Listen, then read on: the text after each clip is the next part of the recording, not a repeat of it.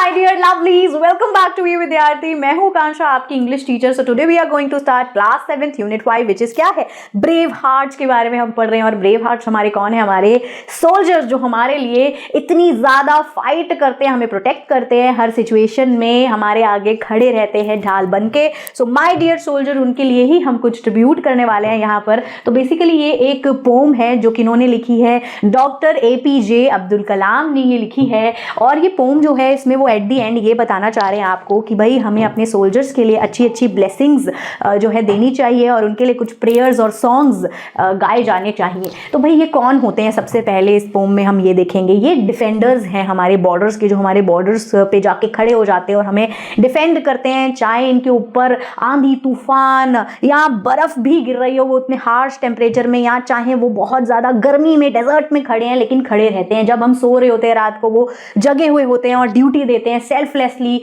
ठीक है, harsh condition में, स्नोई डे, स्कॉचिंग सन, विंडी सीजन में भी वो खड़े रहते हैं। ठीक है, हम लोग मस्त AC में सो रहे होते हैं, अगर गर्मी है, अगर ठंड है तो भाई जी हीटर चलाएंगे, रजाई लेंगे, लेकिन वो डट के खड़े रहते हैं, है ना, हिम्मत बांधे रखते हैं अक्रॉस ऑल द टाइम। उसके अलावा क्या होता है, चाहे अब उनको पहाड़ों पर क्लाइंब करना हो, या फिर उनको घाटियों के अंदर जाना हो, डेजर्ट में हमें बचाना हो, डिफेंड करना हो, या कैसी भी दलदली जगह पर वो घुस जाएं, लेकिन वो हमारे लिए फाइट करने से किसी भी जगह से डरते नहीं हैं, खड़े होते हैं हर जगह। और फिर इसी तरह एक दिन हमारे लिए सैक्रिफाइस, अपने नेशन के लिए अपनी जान भी गंवा देते हैं, सेल्फलेस होकर सैक्रिफाइस भी दे देते हैं, मर मिटते हैं इस नेशन के लिए। सो इसीलिए एट द लास्ट हमें उनके लिए प्रे करना चाहिए। वो हमारे लिए ब्रेव मैन है, हमारे लिए वो सब कुछ करते हैं, इसलिए हमें नेशंस की एक प्रेयर जो है वो गानी चाहिए, बनानी चाहिए इनके लिए, और ट्रिब्यूट देना चाहिए, और इनका हमेशा शुक्रगुजार रहना चाहिए कि वो हमारे लिए तत्पर हमेशा तैयार रहते हैं। इसी के साथ हम भी तत्पर आपके लिए ही तैयार हैं।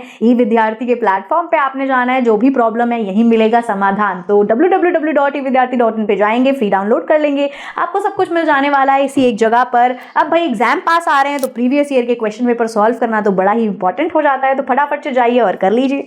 चलिए तो अब स्टार्ट करते हैं इस प्यारी सी पोम को। उसके बाद मैं वापस आके दोबारा मिलूंगी और पूछूंगी कैसी लगी आपको।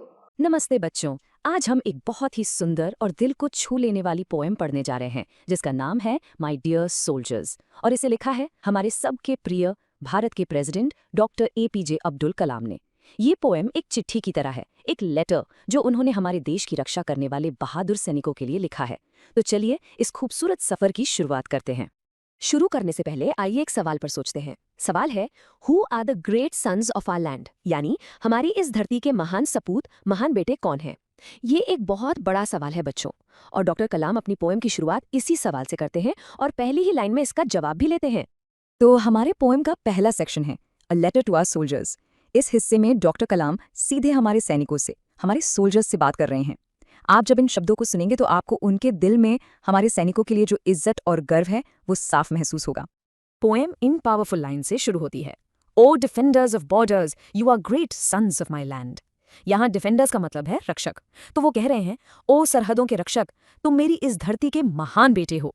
ये सिर्फ एक बात नहीं है बच्चों, ये उनके दिल से निकली देश प्रेम और शुक्रिया की भावना है। और हाँ, जब वो ग्रेट सन्स कहते हैं तो इसका मतलब सिर्फ लड़के नहीं, बल्कि सभी सैनिक हैं, चाहे वो पुरुष हो या महिला, जो देश की सेवा करते हैं। अब डॉक्टर कलाम हमारा ध्यान एक खास समय पर ले जाते हैं, वो समय जब पूरा देश आराम कर रहा होता है, सो रहा होता है। लेकिन उस रात के सन्नाटे में भी, जब हम सब सो रहे होते हैं, तब भी कोई है जो हमारी रक्षा के लिए जाग रहा है। यहाँ वो आम नागरिकों के सुकून और एक सैनिक की 24 घंटे की ड्यूटी के बीच का अंतर दिखाते हैं। वो लिखते हैं, when we are all asleep, यानी जब हम सब सो रहे होते हैं। इस लाइन को सुनते ही आंखों के सामने एक शांत देश की तस्वीर आ जाती है, जहां सब लोग अपने घरों में, अपने बिस्तरों में सुरक्षित महसूस कर रहे हैं। उन्हें इस बात का एहसास भी नहीं कि उनकी इस सुरक्षा के पीछे किसी की निगाहें जाग रही हैं। और जब हम सो रहे होते हैं तब सैनिक क्या कर रहे होते हैं? You still hold on to your deed. यहाँ डीड का मतलब है उनका काम, उनकी ड्यूटी, उनका कर्तव्य। तो जब पूरी दुनिया सो जाती है तब भी वो अपनी ड्यूटी पर तैनात रहते हैं। ये लाइन उनकी जिम्मेदारी के एहसास को, उनके अटल कमिटमेंट को दिखाती है, जो कभी नहीं रुकता। बच्चों, एक सैनिक की लड़ाई सिर्फ दुश्मनों से नहीं होती। जैसा कि डॉक्टर कलाम आगे बताते हैं, उन्हें प्रकृति से, यानी नेचर के गुस्से से भी लड़ना पड़ता है। ये अगला सेक्शन उसी चुनौती के बारे में है जो मौसम के रूप में उनके सामने आती है। डॉक्टर कलाम इन मुश्किल हालातों की एक जीती जागती तस्वीर खींच देते हैं। वो लिखते हैं, विंडी सीजन और स्नोई डेज यानी तेज हवाओं वाला मौसम हो या बर्फबारी के दिन। और स्corching सन्स sweltering रेज। स्corching मतलब जलाती हुई और sweltering मतलब झुलसा देने वाली गर्मी। तो चाहे वो कांपती हुई सर्दी हो या झुलसा देने वाली गर्मी, सैनिक हर मौसम में डटे रहते हैं। तो मौसम चाहे कैसा भी हो, बर्फ हो, गर्मी हो या तूफान, you are there guarding all the time awake, यानी तुम वहां हर पल जागते हुए पहरा दे रहे हो। ये लाइन उनकी लगातार 24 घंटे की चौकस्सी को, उनकी विजिलेंस को दिखाती है, जो कभी कम नहीं होती। अगली लाइन बहुत गहरी है बच्चों। Treading the lonely expanses as yogis. ये एक बहुत ही पावरफुल तुलना है, एक मेटाफॉर। यहाँ दो शब्द हैं। ट्रेडिंग मतलब चलना या पैर रखना, और लोनली एक्सपेंसेस मतलब दूर दूर तक फैले हुए सुनसान विशाल इलाके। तो वो कह रहे हैं कि सैनिक इन सुनसान इलाकों में एक योगी की तरह चलते हैं। तो उन्होंने सैनिक की तुलना एक योगी से क्यों की? क्योंकि एक योगी कौन होता है? एक योगी अनुशासन यानी डिसिप्लिन, ध्यान यानी फोकस और आत्मसंयम यानी सेल्फ कंट्रोल का मास्टर होता है। उसे अपने आराम, अपने कंफर्ट से कोई मतलब नहीं होता। ठीक उसी तरह डॉक्टर कलाम कहते हैं, हमारे सैनिक भी बेहद अनुशासन के साथ अपने आराम को त्याग कर देश की भलाई के लिए काम करते हैं। और उनकी ये ड्यूटी उन्हें कहाँ-कहाँ ले जाती है? हर जगह। क्लाइंबिंग द हाइट्स और स्ट्राइडिंग द वैलीज, यानी ऊंचे पहाड़ों पर चढ़ना, या स्ट्राइड करते हुए यानी लंबे कदम भरते हुए घाटियों में चलना। डिफेंडिंग द डेजर्ट्स और गार्डिंग द मार्शेस, रेगिस्तानों की रक्षा करना, या मार्शेस यानी दलदली जमीन पर पहरा देना। और surveillance in seas and by securing the air, समुद्रों में सर्वेलेंस यानी निगरानी करना और हवा में, आसमान में सुरक्षा करना। जमीन, पानी, हवा, हर जगह वो मौजूद हैं। अब हम पोएम के उस हिस्से में आ गए हैं जो शायद सबसे ज्यादा इमोशनल है। यहाँ डॉक्टर कलाम उस सबसे बड़े बलिदान की बात करते हैं जो एक सैनिक अपने देश के लिए देता है, एक ऐसा तोहफा जिसका कर्ज कभी चुकाया नहीं जा सकता।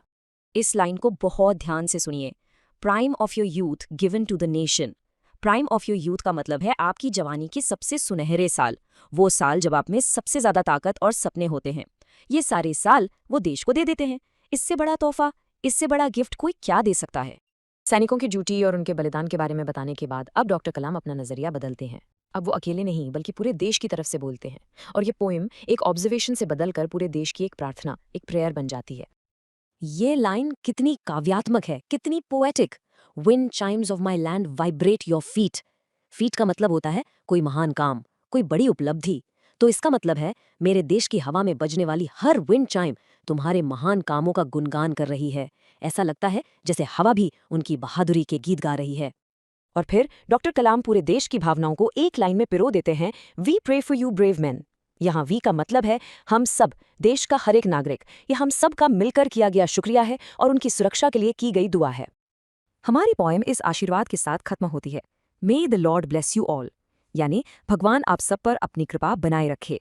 ये सिर्फ एक लाइन नहीं है बच्चों, ये एक शुक्रगुजार देश की सामूहिक प्रार्थना है, एक दुआओं का कवच है जो हमारे सैनिकों को हमेशा घेरे रहता है।